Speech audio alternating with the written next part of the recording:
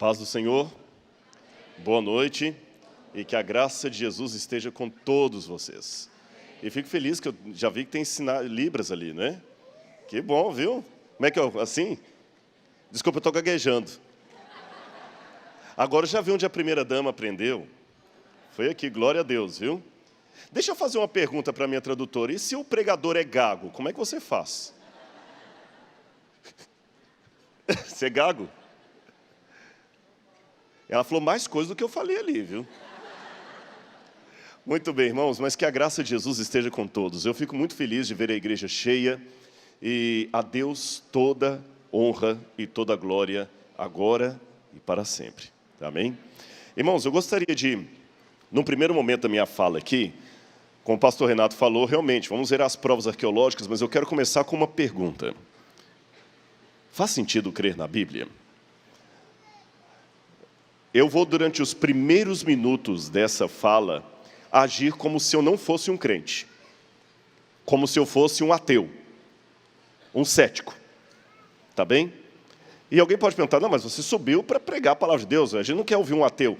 Mas é porque muitos de vocês, talvez, têm filhos que estão indo à universidade e estão com um professor com toda a retórica de um pregador do Evangelho, dizendo para ele que não faz sentido acreditar na Bíblia, que tudo isso é um mito, que vocês estão aí apenas influenciados pela emotividade. E como é que você pode ter certeza, realmente, que esse Jesus que você está acreditando é verdadeiro e não é apenas um fruto do costume? Deixe-me piorar a minha pergunta aqui. A mesma emoção que você está tendo hoje no culto, quando você cantou brilhantemente aqui para honra e glória de Deus, em termos emocionais, é a mesma emoção que eu vejo muitos muçulmanos rodando em torno da Caaba em Meca. É a mesma emoção que eu vejo um budista diante de um templo no Tibete. É a mesma emoção que eu vejo um hindu reverenciando as águas do rio Ganges. Então, se eu fosse um ateu, eu ia dizer assim, tá, bonito, bacana o culto de vocês estão emocionados, mas se vocês tivessem nascido em Nova Delhi, vocês estariam agora adorando Shiva com a mesma força que vocês adoram Jesus. E se eu chegasse para você e falasse assim, será que Shiva é um Deus verdadeiro? Você ia falar, mas é claro que é. Você nem trabalharia com a hipótese de questionar a divindade de Shiva ou de Krishna. E aí? Como é que eu posso ter certeza que esse aqui é um culto ao Deus verdadeiro? Não pode ser uma resposta apenas da paixão, tem que ser alguma coisa racional. Mas deixe-me, em primeiro lugar, colocar para vocês uma coisa. A evidência, ela não produz a fé. Se a evidência, se o milagre produzisse a fé, o povo de Israel não teria adorado o bezerro de ouro depois de ter visto o mar vermelho se abrindo. A Bíblia me dá a prova de que os evangelhos que os milagres não produzem fé em ninguém. A fé vem de um relacionamento com Deus. E qual é o sentido, então, das evidências? Eu vou dar uma comparação e você vai entender. Você vê uma moça, você se apaixona por ela, ela se apaixona por você. E se você souber o que fez você se apaixonar por ela, se o amor for verdadeiro, você não sabe dar essa resposta precisamente. Se você falar assim, eu me apaixonei por ela porque ela é cristã. Tem um monte de moça cristã aí, como ela. Por que de todas as cristãs você quis ela? Porque ela é bonita. Tem um monte de cristã bonita aí. Porque além de cristã e bonita, ela gosta de mim. Olha, pode ser que tenha uma outra que goste também, e você não a correspondeu. Na verdade, o que você sente por ela é um amor, uma coisa que brota do relacionamento. Agora vamos continuar. À medida que você vai conhecendo-a, você vai vendo que é uma menina de oração, que ela te trata bem, que ela se preocupa com você, se preocupa com sua família, se preocupa com suas coisas, cuida de você. Essas evidências estão lhe dando o sinal que você está no caminho certo. Então aquelas evidências não produzirão o seu amor, mas confirmarão que, na verdade, se torna de um sentimento que vale a pena acreditar nele. Ficou claro para vocês? Então, entenda que as evidências não produzirão minha fé, mas elas são indicativo do Waze espiritual e racional de que eu estou no rumo certo. Então, vamos ver uma coisa que os críticos da Bíblia podem, muitas vezes, acentuam contra nós. Vocês, cristãos, acreditam na Bíblia por causa de Jesus, correto? Sim ou não? Mas acreditam em Jesus por causa da Bíblia. Isso é um círculo vicioso. Você acredita em Jesus por causa da Bíblia, você acredita na Bíblia por causa de Jesus. Onde é que está a lógica disso aí? Como é que eu poderia responder a um ateu, professor de filosofia, que falasse assim, você acredita em Jesus por causa da Bíblia, acredita na Bíblia por causa de Jesus. Então, quer dizer, não tem base nenhuma a sua fé. Bom, como ter certeza de que um livro é a palavra de Deus? A Bíblia fala que ela é a palavra de Deus, não fala? Só que o fato da Bíblia dizer que ela é a palavra de Deus não a torna a palavra de Deus. Porque o fato de eu dizer que sou o presidente dos Estados Unidos não me torna presidente dos Estados Unidos da América. Por outro lado, porém, quando você vê um guarda de trânsito e ele manda você parar porque ele é um guarda de trânsito. E se você perguntar, por que você está mandando parar? Ele mostra, policial, eu quero revistar a sua casa. Policial, tem um mandato aqui. Ou seja, quando alguém é imbuído de uma autoridade, por ter aquela autoridade, ele tem que declarar. Então, embora o fato da Bíblia declarar ser a palavra de Deus não a torna a palavra de Deus, pelo fato dela ser, ela tem que dizer que é. Como guarda de trânsito. Só que, por outro lado, tem um problema.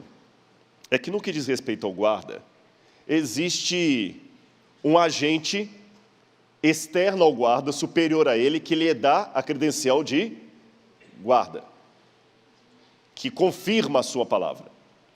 E quem pode confirmar a palavra de Deus? Quem seria esse agente externo a Deus, superior a ele, que confirmaria a palavra dele? Então aí gerou um problema. Vocês entenderam a problemática? Como é que a gente resolve isso? Eu vou contar para vocês, não é complicado não. Quem convalidaria Deus? Isso é complicado em termos de Bíblia Sagrada, porque demandaria um agente neutro, independente, superior e externo a Deus que validasse a sua palavra. Mas como ele é Deus, em tese, ele é a autoridade maior, absoluta. Logo, ninguém pode validar a palavra de Deus. E mesmo que houvesse alguém para validar a palavra de Deus, eu tinha que ter outro alguém para validar a palavra desse alguém. E outro para validar, quer dizer, isso é cair num ciclo infinito. Como é que eu resolvo esse problema, então? Como é que eu resolvo esse dilema? Simples. Hoje eu não vou dar a palestra para vocês sobre a existência de Deus. No YouTube tem uma palestra que eu trabalho a existência de Deus. Então, se houver entre nós algum ateu, algum cético, deixe-me partir do pressuposto que Deus existe, tá bom? Eu teria que dar uma outra palestra para falar sobre a existência de Deus. Primeiro ponto, vamos raciocinar aqui. Se Deus existe, milagres são possíveis. Concordam comigo? Se Deus existe, milagres são possíveis. A única coisa que eu preciso para que o milagre da ressurreição seja verdadeiro é que Deus exista. Um Deus todo-poderoso. Número 2. Se o Novo Testamento for historicamente confiável, então os milagres que nele são citados também são verdadeiros. Então, primeiro ponto. Se Deus existe, milagres são possíveis. Se o Novo Testamento é historicamente confiável, então os milagres citados nele realmente ocorreram. Número 3. Se Jesus declarou ser Deus no Novo Testamento, e o texto foi historicamente confiável, então Jesus é Deus. E se ele for Deus, o que ele ensinou é palavra de Deus. Logo, a Bíblia é a palavra de Deus. Vou repetir para não ficar confuso para ninguém. Se Deus existe, milagres são possíveis. Número 2. Se o Novo Testamento for historicamente confiável, então os milagres que ele menciona também ocorreram. Número 3. Se Jesus afirmou ser Deus, e o Novo Testamento é confiável nas declarações de Cristo, então ele é de fato Deus. Outro ponto, se ele é Deus, o que ele falou é palavra de Deus. Logo, a Bíblia é a palavra de Deus. O que eu tenho que fazer com vocês aqui agora? Descobrir evidências na história que me permitam tirar o "se" diante de cada uma dessas frases e torná-las uma afirmação. E se eu conseguir, pela história, tirar o "se" e fazer disso uma afirmação, eu tenho comprovado que a Bíblia é a palavra de Deus. Então vamos ver. Em primeiro lugar, deixe-me dizer que não se trata apenas de provar que Jesus realmente fez coisas miraculosas. Isso é pouco. Porque milagre por milagre, Jesus pode ter feito um milagre, mas foi um truque. Sim ou não? O diabo também não faz milagre? Sim ou não? Para enganar. Então não é só o fato de dizer que Jesus fez milagre. Mesmo que for um milagre de Deus, profetas do Antigo Testamento fizeram milagre também. Não basta apenas para a história confirmar que Jesus fez milagres. A natureza dos milagres de Jesus é que o torna singular. Eu vou dar um exemplo para vocês, que tem pessoas que não aceitam a divindade de Cristo. Jesus perdoou pecados cometidos contra outras pessoas. Só isso para mim já prova que Ele é Deus. Sabe por quê? Deixa eu ver aqui. Qual o seu nome, você de verde aqui? Gisele. E você que está do lado, F assim. Michael. Se o Michael extorquiu a Gisele, roubou a Gisele, deu prejuízo a Gisele, e o Michael vem aqui à igreja e eu falo assim: ô Michael, eu te perdoo pelo que você fez com a Gisele. Faz sentido? Não estou ouvindo a resposta. Faz sentido? Não faz sentido. Por quê? Quem tem que perdoar o Michael, é a Gisele. Quando eu pergunto: não, Michael, você está perdoado pelo que você fez com a Gisele? Peraí. Você não me pediu licença. E eu? Eu que fui a lesada. Eu só posso perdoar pecados cometidos contra mim. Eu não posso te perdoar pelo pecado cometido contra o outro. O único que pode perdoar você por pecados cometidos contra outros é Deus, porque em última instância todos os pecados são contra Deus. Então quando Jesus falou: eu te perdoo, levanta e anda, você não tem parâmetro disso no Antigo Testamento. Nem Moisés, nem Elias, nem Enoque, nem os grandes homens e mulheres de Deus jamais tiveram essa autoridade de falar assim: eu te perdoo pelo que você fez com o outro. Então Jesus era Deus. Ele foi o único que curou doentes, perdoando-lhes os pecados cometidos. Também foi o único que cumpriu as profecias do Antigo Testamento. Foi o único que ressuscitou dentre os mortos como prova de que tinha o poder sobre a morte. E o que Jesus declarou sobre si mesmo é muito forte para passar despercebido. C.S. Lewis popularizou um argumento de John Duncan, dizendo o seguinte: ou Jesus era lunático, ou ele era mentiroso, ou ele era o Senhor. Não tem outro jeito. Sabe por que eu estou falando isso? Porque é muito fácil em um programa de televisão hoje sentar lá e falar um monte de coisas bonitinhas sobre Jesus. Mas não basta dizer coisas bonitinhas sobre Ele, você tem que falar quem Ele é. Ele é o Salvador, Ele é o único caminho, a única verdade, a vida. No grego você não tem outra variação. Egoimi, rerodós, o caminho, redzoe, realetheia. Eu sou o caminho, não um dos caminhos, não uma das verdades, uma das vidas. Então não dá para você aceitar Jesus sem aceitar quem Ele é. E mais, Jesus não quer tornar você uma pessoa melhor. É nova criatura. É diferente. Não é autoajuda, é transformação. É esse que é o ponto.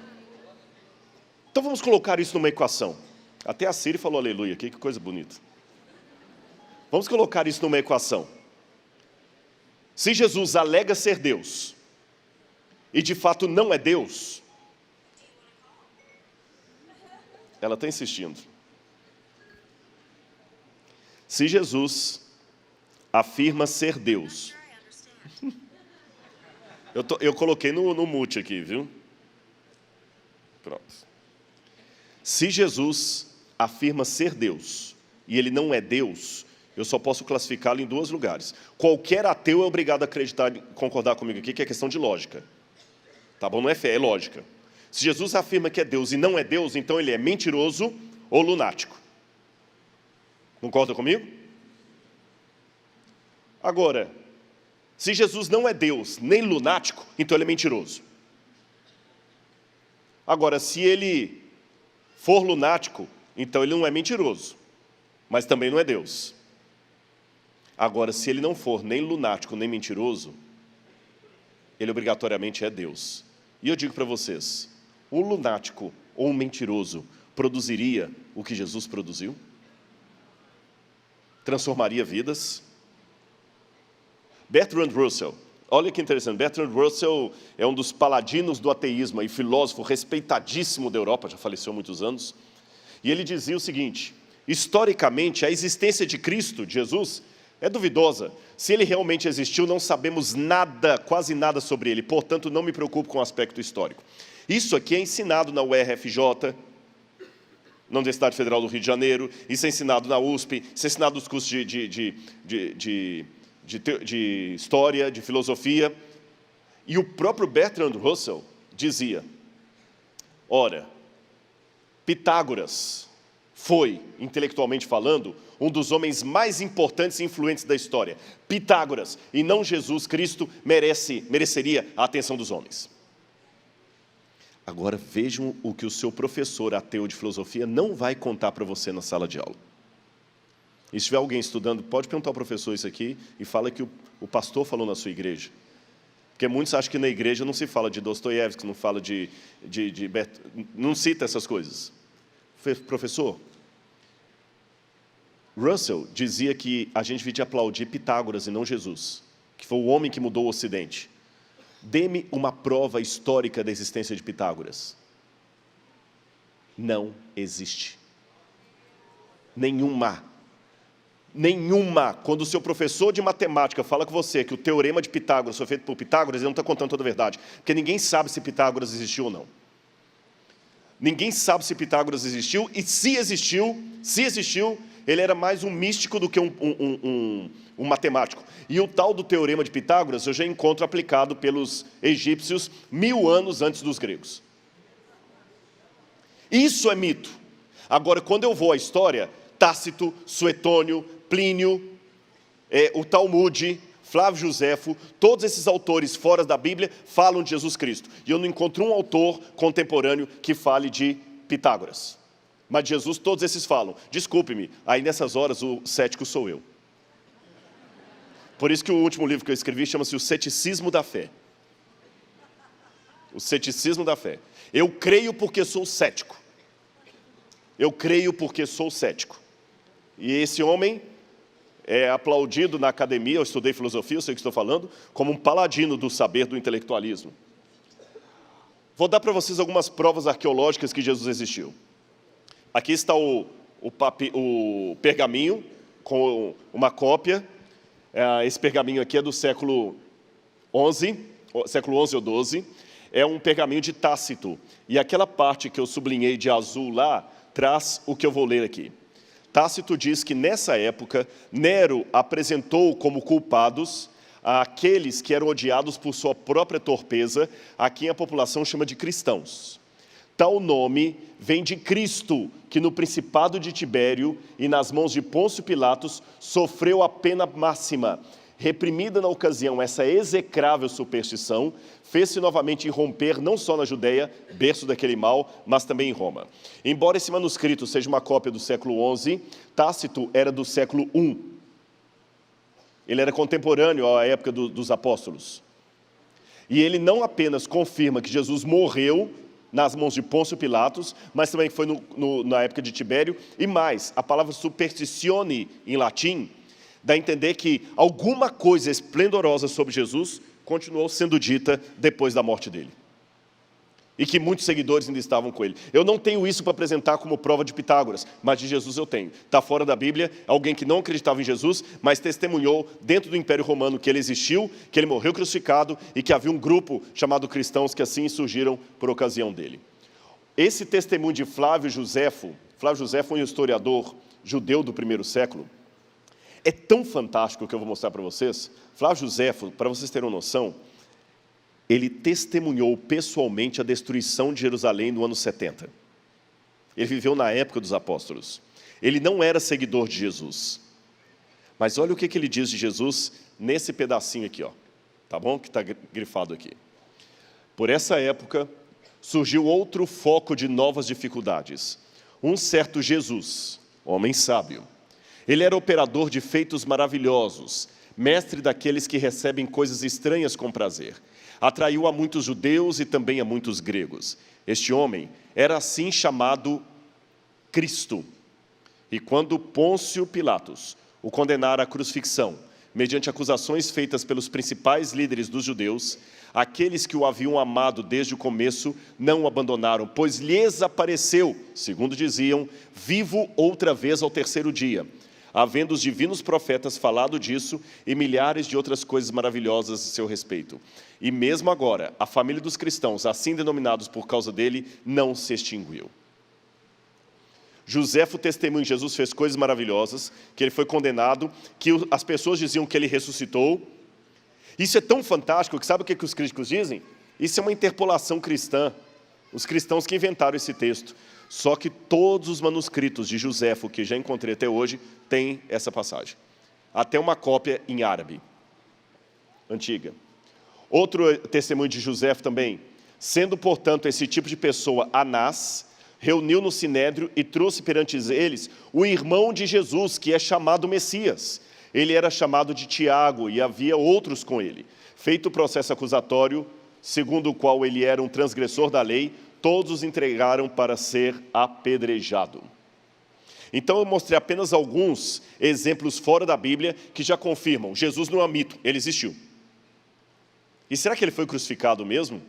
Olha esse desenho, irmãos, ele é incrível, ele foi encontrado em Palatino, na Itália. Em Roma, você tem a colina Palatino, onde ficava o palácio de César.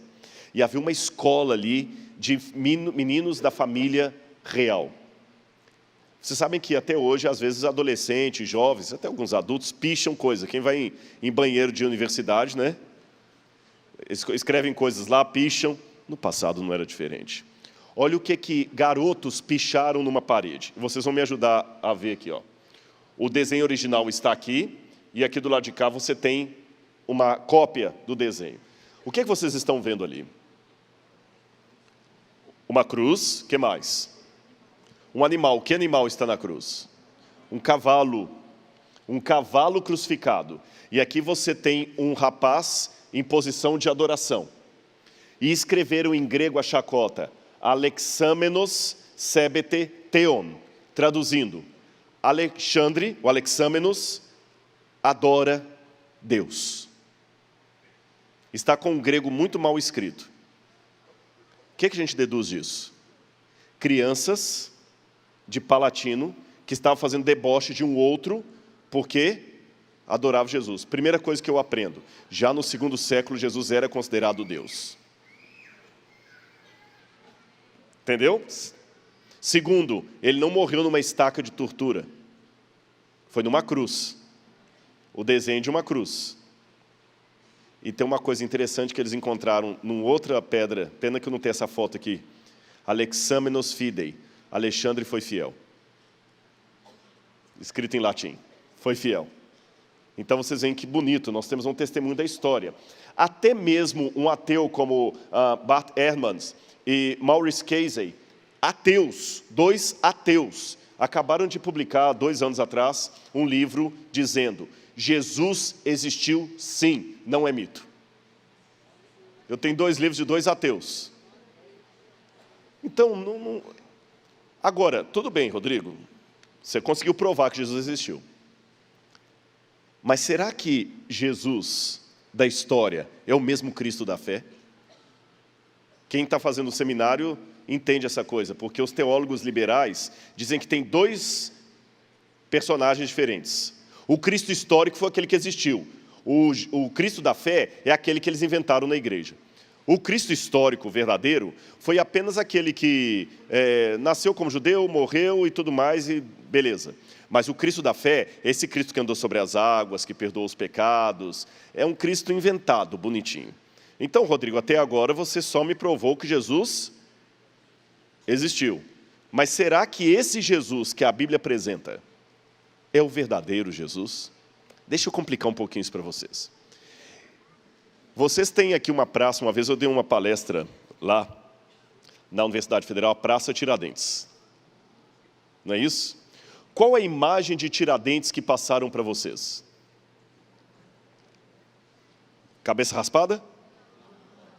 Cabelo comprido, barba e vestido com que roupa? Uma túnica branca. Não sei se tem algum historiador aqui que sabe que Tiradentes não morreu daquele jeito. Por que Tiradentes foi retratado daquele jeito se ele não morreu daquele jeito? Hã? Montagem? Sim, mas por que retrataram Tiradentes daquele jeito? Você que é crente aqui, que está aqui na igreja hoje, quando você vê aquela imagem do Tiradentes, quem que você lembra? Jesus. Aquilo ali foi uma maneira, uma propaganda de tornar você simpático a Tiradentes. Ele não morreu daquele jeito. Então os alemães criaram duas palavras, Historisch e Geschichte. Que aí eu estou vencendo, eu consigo fazer lá. Duas histórias. Historisch é o que realmente aconteceu. Geschichte é aquela história inventada que não aconteceu. É a maquiagem. Sabe aquela...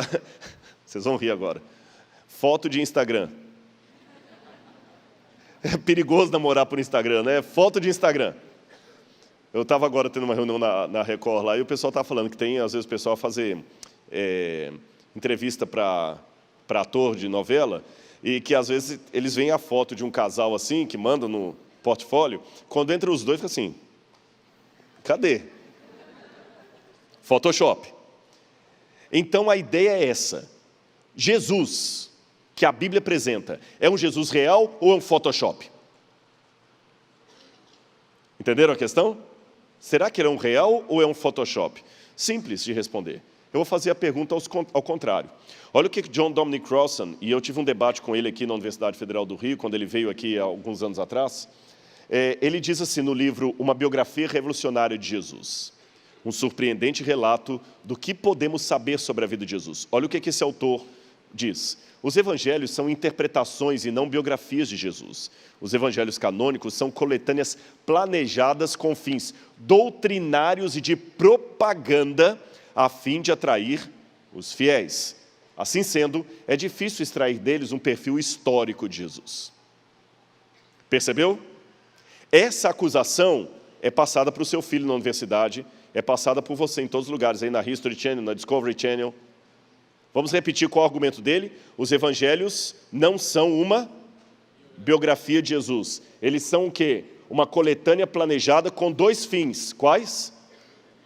Doutrinário e propaganda. Então eu pego a tese do Sr. Dominic Crossan e vou fazer a pergunta ao contrário.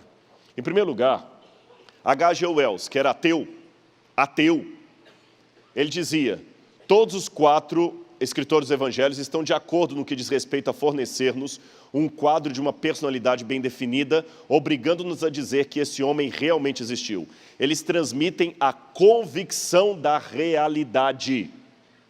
Quando você analisa os evangelhos do ponto de vista técnico, eles são história real. E Stuart Mill deu para mim o melhor argumento que eu poderia dar. Sabe qual? Jesus é a maior prova de Jesus. Eu explico por quê. Os judeus jamais produziriam alguém como Jesus Cristo. E eu vou mais além. Se alguém me provar que alguém produziu Jesus, me dá o nome dele que eu vou adorá-lo. Porque só alguém maior que Jesus poderia produzir alguém como Jesus. Ele é bom demais para ser fruto da imaginação humana. Ele é bom demais para ser fruto do judaísmo daquela época. Nem Paulo poderia ter produzido alguém como Jesus Cristo.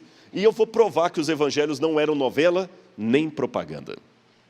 Quando você vai procurar um marqueteiro na época das eleições, porque você é candidato, ele vai mudar o tipo do seu óculos, o jeito de você vestir, o corte de cabelo, para fazer você mais palatável. Será que os evangelhos são mais palatáveis? De jeito nenhum.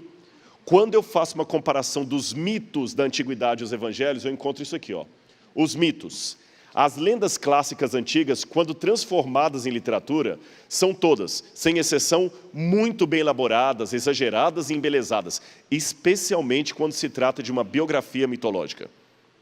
quando eu vou aos evangelhos, falta aos evangelhos elementos artísticos importantes. A maior parte da vida de Jesus, sua infância e adolescência, não é coberta por seus relatos, algo inadmissível para um conto biográfico em termos imaginativos.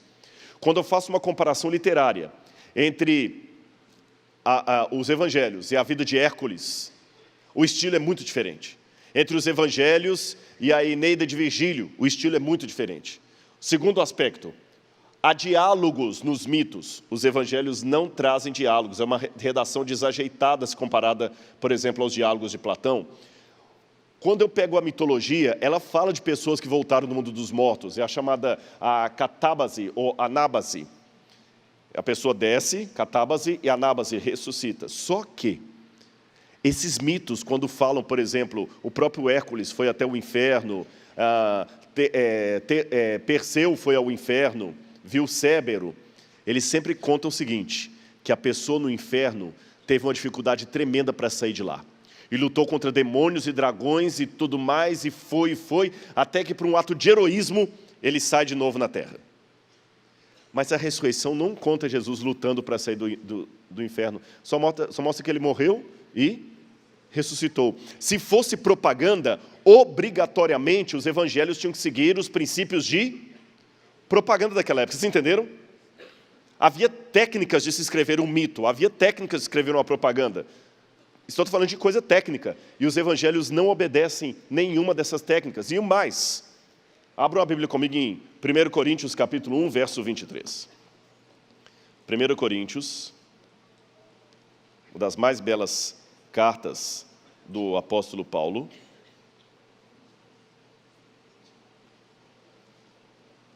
1 Coríntios, capítulo 1, versículo 23. Na minha Bíblia diz assim: nós, porém, pregamos Cristo crucificado, o qual, de fato, é escândalo para os judeus e loucura para os gentios. Em que sentido que é loucura? Vou mostrar para vocês. Olha como é que os evangelhos vão na contramão de toda a propaganda do passado.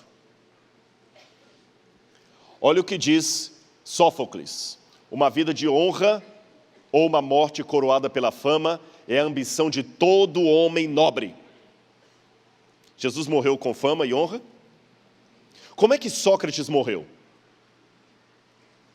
Com orgulho. Pega o banquete de Sócrates. Sócrates pega o copo, faz uma piadinha, devemos um galo a Esculápio, pague-o, sereno, dá ensinamentos, bebe o copo, brinca com a morte. Jesus não. Como é que é a morte de Jesus? Ele implora ao Pai que passe dele aquele cálice, ele sua sangue, ele passa mal, ele evita o Calvário, ele não quer ir para lá de jeito nenhum. Quando ele morre, ele pede água para os inimigos, ele é esfolado. Jesus não teve uma morte coroada pela glória e pela boa fama. Se o evangelho fosse uma propaganda, a morte de Jesus deveria ser descrita como a morte de Sócrates. Jesus pegando a cruz sozinho, ele olhando os soldados caindo. Essa seria uma descrição mitológica, não do jeito que está. Não tem maquiagem ali. Outra questão. Od profanum vulgus et atio. Eu odeio o povão e os mantenho longe de mim, dizia Horácio. E Jesus só andava com o povão. Isso pode ser bonito hoje, mas naquela época não. Olha, Teógenes, olha o que Teógenes falou. Se um médico recebesse dos deuses, de um Deus, o poder de curar as doenças dos sentidos e curar os vícios da humanidade, a sua recompensa certamente mereceria ficar rico, mas ele aprenderia que jamais deveria usar os seus poderes para modificar um vilão. E o que Jesus fez com Nicodemos? O que Jesus fez com Zaqueu? Está na contramão. Outro detalhe, nunca conviva com homens ímpios, viva apenas com os virtuosos, dizia Aristóteles. Jesus convivia com pessoas pecadoras. Aristóteles dizia, o segredo é algo que pertence apenas aos covardes. E Jesus sempre que curava uma pessoa dizia o quê? Não conte para ninguém quem te fez isso. Gente, eu estou dando só um exemplo para vocês, que quando eu comparo os evangelhos com a literatura da época, eles estão na contramão de tudo que eu imaginei. Jesus conversando com mulher, um rabino, samaritana, aquilo era para ser arrancado do evangelho. Das duas, uma.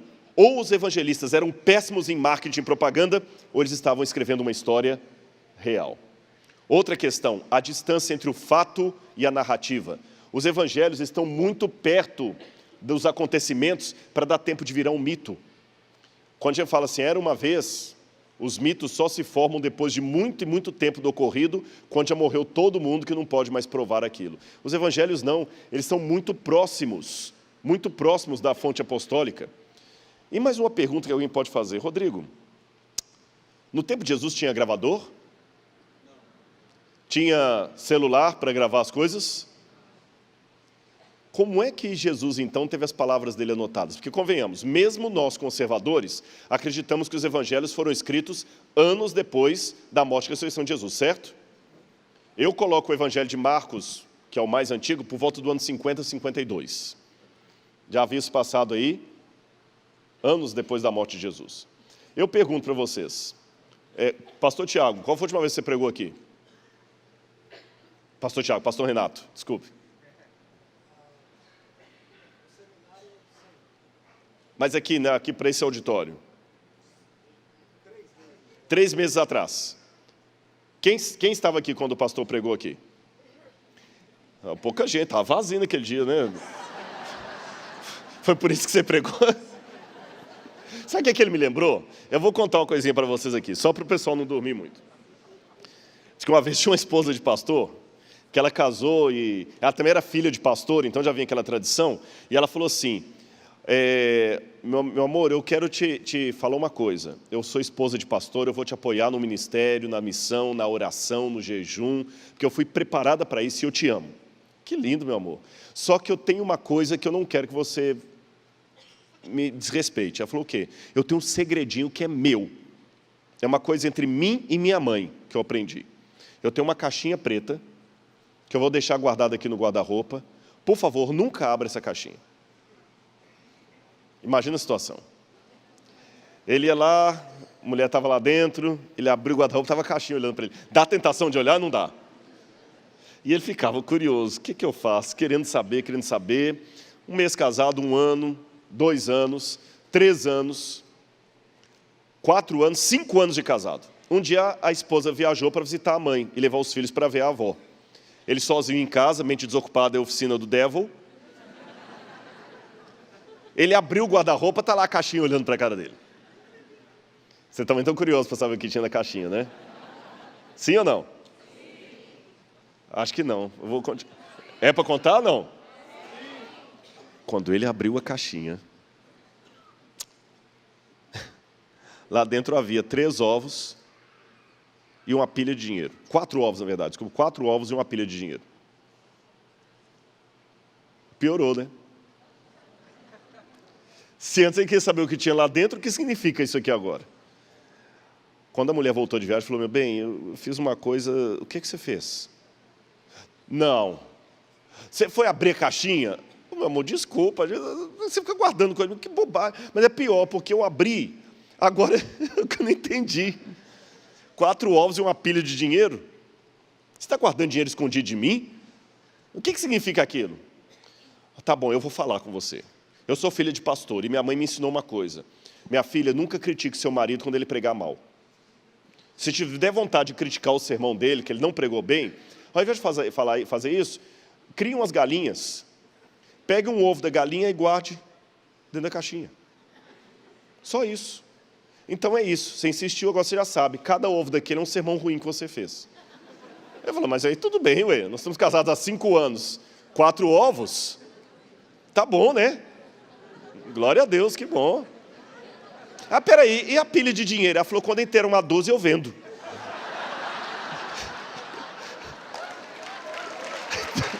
Vocês acharam bom, né? Eu digo para os meus alunos, se um homem não sabe rir de uma boa piada, desconfie da teologia dele. Seminaristas, isso aí está para vocês. E o que Jesus é uma pessoa de bom senso de humor, Jesus ria. Voltando à história. Pastor Renato pregou aqui há uns 3 meses, alguns estavam aqui. Quem sabe repetir palavra por palavra do que ele falou? E vocês prestaram atenção? E mesmo assim não sabe repetir? Então agora de novo vou dar de cético. Como é que você pode garantir que os evangelhos trazem a palavra exata que Jesus falou, se foram escritos tantos anos depois, e não tinha gravador, não tinha nada na época. Só o Espírito? Eu aceito essa resposta até um certo tempo. Vou falar por quê, professor. Porque se eu pensasse com a cabeça do ateu, do cético, esse argumento pode valer também para... Eu vou dar um exemplo para vocês. Uma vez eu fui estudar com os mormons. Respeito muito os mormons, eles fazem um trabalho missionário muito... Mas eu discordo da doutrina mormon. E eu li o livro de Mormon todinho. E uma vez eu perguntei para um mormon, mas como é que eu posso ter certeza que esse livro aqui é verdadeiro? Onde é que estão as provas arqueológicas e tudo? Sabe o que eles me responderam? Que é uma resposta técnica.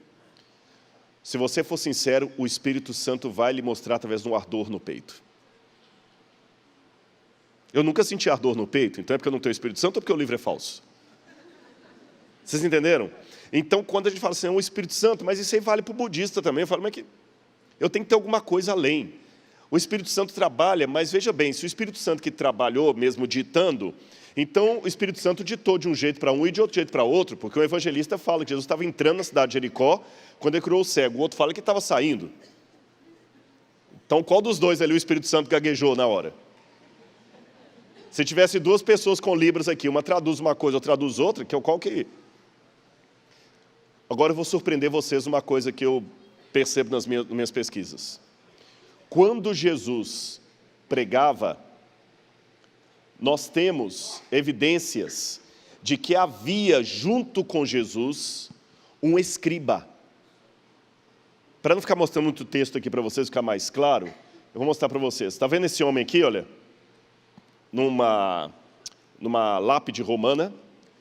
Cícero, havia isso com Cícero, com os grandes oradores e com os rabinos também. Quando um rabino estava falando, tinha geralmente um secretário junto, anotando numa prancheta de papel, de madeira, com cera, tudo o que o rabino estava dizendo. E ele conseguia escrever à medida que o homem falava, através de símbolos. Lembram taquigrafia?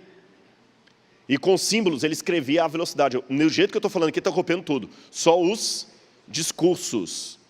E nós temos uma evidência, aqui tem, por exemplo, desenho disso. Aqui, olha, eles escreviam aqui, depois era só pegar aquilo e transcrever para o papel. E nós temos o cânon muratoriano, que diz o seguinte, quer ver? Passagem aqui próxima, vamos ver aqui. Inclusive os rabinos tinham esse costume. Olha o que diz Papias de Herápolis, que viveu... Papias foi discípulo do apóstolo João. Quem evangelizou Papias e discipulou Papias foi o próprio apóstolo João. Então ele tem fontes que nós não conhecemos. Olha o que Papias disse.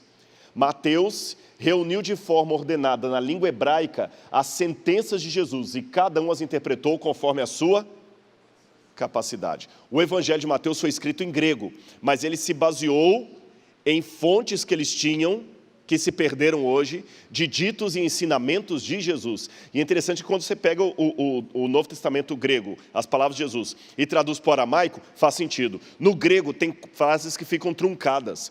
É como se eu dissesse assim, desculpe-me, eu não posso vir amanhã porque eu tenho um apontamento. Mas eu acabei de parquear o carro lá fora, e eu vou chamar agora para minha mãe. Não é assim que a gente fala em português, não é? Mas se eu falo desse jeito, o que você deduz? Ele está morando muito tempo nos Estados Unidos da América, que é na América que fala, eu tenho um apontamento, I have an appointment, eu tenho um compromisso. É na América que chama documento de papel. É na América que fala parking para os carros. E é na América que ao invés de falar assim, eu vou ligar, fala, eu vou chamar, I'm gonna call. Então, quando você está muito com o inglês na cabeça e fala em português, você fala um português cheio de anglicismos. O grego do Novo Testamento está cheio de aramaísmos, então você tem as palavras exatas que Jesus falou. Não é uma historiografia moderna, mas os evangelhos têm semelhanças não com a mitologia, mas eles têm semelhanças com Tucídides, que escreveu sobre a guerra dos atenienses.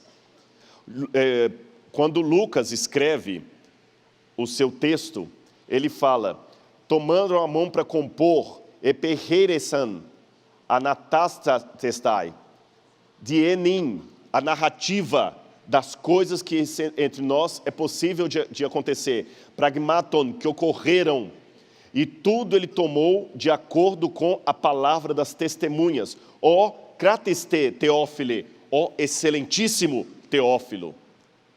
Tem algum advogado aqui entre nós? Levanta a mão, deixa eu ver. Tem uns bons advogados aí. Você sabia que o Evangelho de Lucas é uma peça jurídica escrita para apresentar diante do tribunal, diante de César? Ela tem toda a linguagem de uma peça jurídica. E o Teófilo que ele escreve era algum procurador do próprio César ou um advogado de defesa de Paulo. E Lucas não era só médico, Lucas também era advogado. Nós temos essa informação no segundo século. Agora, Rodrigo, para terminar, eu quero saber mais uma coisa sobre a autoria dos evangelhos. Onde no evangelho de Mateus fala que foi Mateus que escreveu? Alguém sabe? Onde no evangelho de Lucas fala que foi Lucas? Aí os ateus, os críticos vão dizer para você que, na verdade, o evangelho é uma obra anônima que alguém colocou o nome de Mateus para poder fazer sentido. Isso não é verdade. É que na antiguidade os livros eram em rolo. E o nome do autor era colocado numa lâminazinha chamada stickes, que ficava aqui. Estão vendo aqui esses? E a coisa mais fácil que tem de você perder de um livro é aquilo ali que trazia o título e o nome do autor. Mas depois que o livro já caía em domínio público, hoje, por exemplo, os Sertões, todo mundo sabe que é de Euclides da Cunha. Por isso que os evangelhos não têm dentro deles o nome do autor, nem o título, porque ficava naquela tirazinha do lado de fora, simples assim. Essas coisas mostram que o evangelho... Aqui, olha, um exemplo de uma dessas tiras.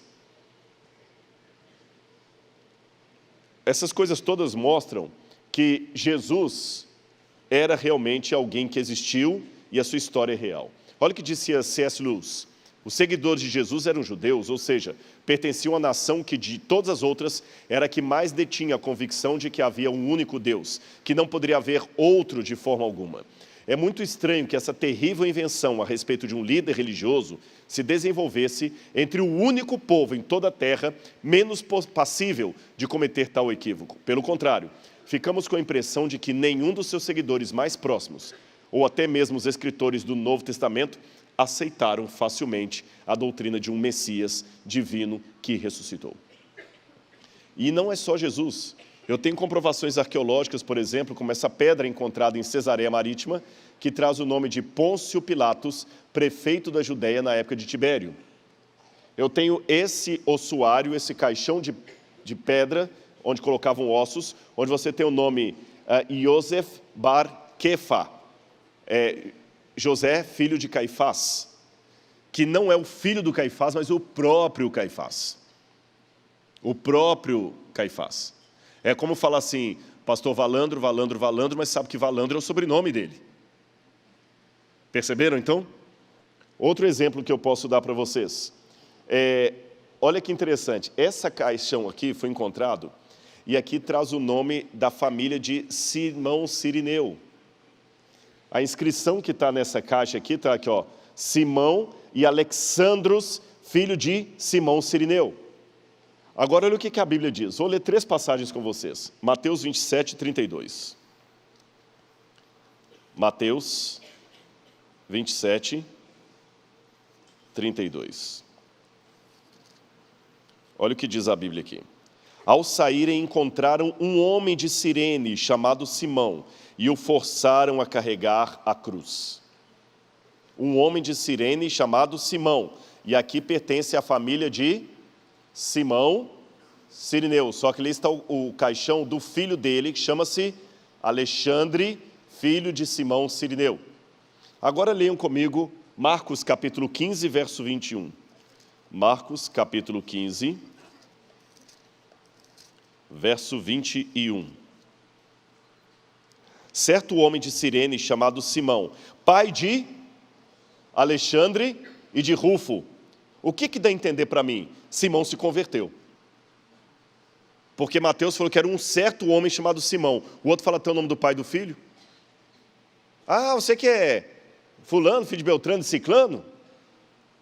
E quando você vai para o apóstolo Paulo, Romanos 16, verso 13, Romanos, último capítulo de Romanos, 16, verso 13, diz aqui, Saúda-vos Rufo, eleito no Senhor, e sua mãe, que também tem sido uma mãe para mim. Rufus, o filho de Simão Cirineu. Então Simão se converteu. E o que nós temos aqui? O ossuário com o nome de um homem chamado Alexandre, filho de Simão Cirineu. Mais um personagem da Bíblia que nós temos a comprovação histórica a seu respeito. Travou aqui, eu acho que chegou ao último. Eu acho que chegou ao último. Não, tem mais um aqui. Mais um detalhe, agora com esse aqui eu já quero ir para o final. Os críticos diziam que se Jesus foi realmente crucificado, ele não poderia ser sepultado no sepulcro de José de Arimateia, por uma razão muito simples. Crucificados não teriam direito a um sepultamento digno. Logo, a Bíblia está contando uma mentira. Só que em 1967, perto da Guerra de 6 Dias, encontraram em Givat HaMivtar um ossuário de pedra, um túmulo. E quando viram esse ossuário, estava escrito o nome do dono dos ossos ali dentro. Yohanan ben Hagakol. Até aí nada demais. Era um túmulo do 1º século. E quando abriram, havia a ossada de alguém ali, mas no calcanhar do indivíduo, percebam aqui no cantinho, o que você tem? Um prego. Alguém que foi crucificado e teve o seu corpo sepultado. Então havia exceções à regra. Esses detalhes todos que eu estou levantando para vocês aqui, figuram duas coisas. Letra A. Mostrar para você que a história é verdadeira. Se ao invés de ser cristão, eu fosse budista, eu não estaria preocupado em falar de arqueologia budista. Porque o budista não está preocupado com a história. Quem é hindu não está preocupado se a história de Arjuna e Krishna, do Bhagavad Gita, é real ou não é real. Para eles isso não faz diferença. Na verdade, eu posso até tirar Buda do budismo e o budismo continua existindo. Mas com a igreja cristã é diferente. Eu vou colocar qual a diferença entre o cristianismo e as demais religiões. É que todas as religiões, sem exceção, são sempre uma tentativa humana de alcançar a Deus. Sempre uma tentativa humana de alcançar a Deus. O cristianismo, que vem do judaísmo, é Deus alcançando o homem. Essa é a diferença. E vou mais além. Ele não somente quer alcançar o homem, mas ele deixou a história dele na poeira desse mundo. E você pode olhar na poeira e você vai ver as pegadas de Deus. Filho, eu estive aqui. É real. Agora tem a segunda coisa que eu queria deixar claro para vocês. Que a história real é um dado importante, por isso que eu falei quase 1 hora. Mas tem um outro dado mais importante ainda. O que essa história significa para mim? Eu gravei um vídeo há pouco tempo agora no YouTube, e talvez alguns de vocês assistiram esse vídeo. Se alguém assistiu, eu vou pedir licença para contar de novo. Se alguém não assistiu, eu vou contar pela primeira vez. Eu não tenho aqui a imagem, infelizmente eu não coloquei no PowerPoint aqui, mas a imagem de um banheiro romano. E o que eu vou descrever no princípio, talvez vai atrair risadas de alguns.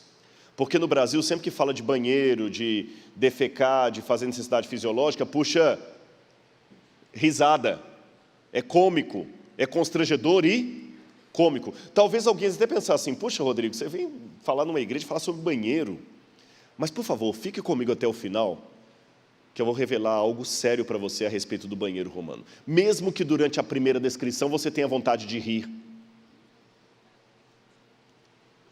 Quando você ia a um banheiro público romano, a primeira coisa que chama a sua atenção é que todos sentam no vaso sanitário juntos um do outro, sem parede no meio.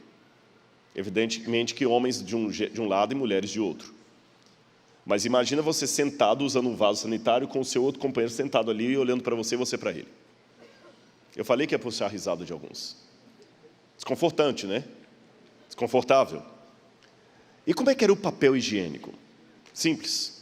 Enquanto você estava sentado ali no vaso sanitário, batendo papo com o seu amigo, no seu pé passava-se uma canaleta. Eles pensavam em tudo. Quando o banheiro era muito sofisticado, eles deixavam do lado de fora uma pequena orquestra tocando instrumentos para abafar sons de flatulência. Eu sabia que vocês iam rir. E havia alguns escravos que ficavam acendendo incenso para também mascarar o mau cheiro. Ficavam 2 soldados romanos ali, 2 patrícios, e aqui no pé passava uma canaleta d'água. Você pegava uma esponja do mar e pegava um caniço, tipo uma vara de pesca. Pegava um caniço, geralmente de isopo por causa do cheiro, enfiava na esponja do mar, sabe a esponja do mar? E enquanto estava conversando com colegas, ficava passando aquela esponja na água. E aquela esponja, você se limpava. E mais dantesco ainda, aquela mesma esponja ia ser usada por outro. Depois de ter se limpado, você passava a água naquela esponja e colocava num outro vasilhame cheio de vinagre para esterilizar. Ainda bem que você nasceu no século 20 e 21. Agora, irmãos, vocês entenderam? Imaginaram a descrição do que eu falei? Agora eu quero que você abra sua Bíblia comigo.